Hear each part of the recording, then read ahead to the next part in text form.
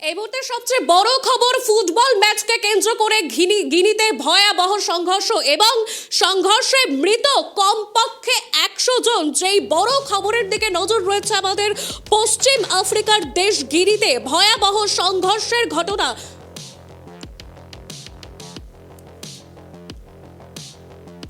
এই মুহূর্তে আমরা এই বিষয় নিয়ে বিস্তারিত জানবো। সঙ্গে রয়েছে আমার সহকর্মী সত্যজিৎ পাল। সত্যজিৎ, দেখো, ফুটবল ম্যাচকে কেন্দ্র করে গিনিতে ভয়াবহ সংঘর্ষ, কি এমন পরিস্থিতি ঘটলো যে কমপক্ষে 100 জন মারা গিয়েছেন?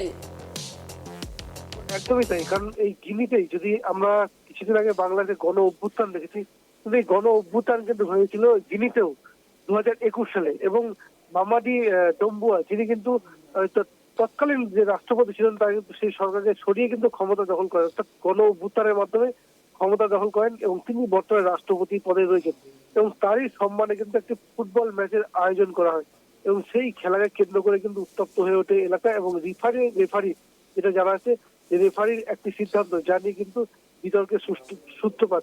এরপরেই দুই দলের সমর্থকরা মাঠে নেমে পড়েন এবং সংঘর্ষে জড়িয়ে পড়ে। এবং সংঘর্ষ এতটাই যে কমপক্ষে মৃত্যুর সংখ্যা 100 পার হয়েছে এমনটাই জানা আছে। এবং সেখানকার স্থানীয় হাসপাতালের চিকিৎসক তিনি বলছেন যে হাসপাতালে মর্গে কোথাও জায়গা নেই, হাসপাতালে কোনো বেড নেই, এমনকি হাসপাতালে মেঝেতে পড়ে রয়েছে মৃতদেহ।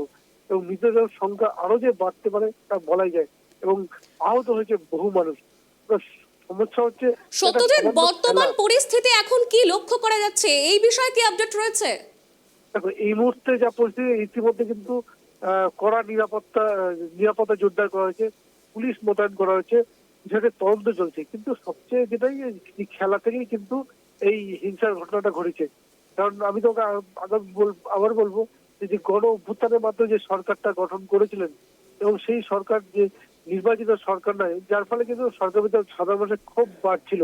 এবং এই ফুটবল ম্যাচকে কেন্দ্র করে সেই ক্ষোভেরই কিন্তু বহিঃপ্রকাশ সামনে আসলো।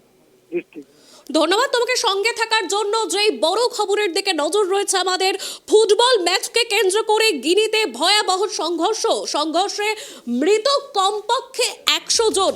পশ্চিম আফ্রিকার দেশ গিনিতে ভয়াবহ সংঘর্ষের ঘটনা। ফুটবল ম্যাচে প্রতিদ্বন্দ্বী সমর্থকদের মধ্যে হওয়া এই সংঘাতে প্রায় 100 জন নিহত হয়েছেন।